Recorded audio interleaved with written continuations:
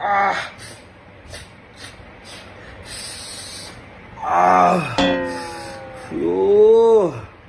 இந்த வெயில் காலத்துல கோல்டு வந்து பாத்துறீங்களா மக்களே? உங்களுக்கு கோல்டா?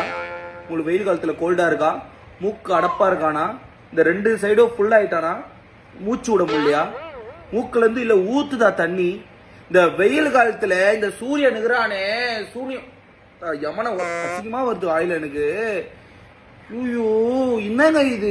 ஒரு கூலிங் ஐஸ் வாட்டர் குடிக்க முடியல, குளிக்க முடியல. இந்த கோல்டு வந்து ஜுரம் வருதுங்க.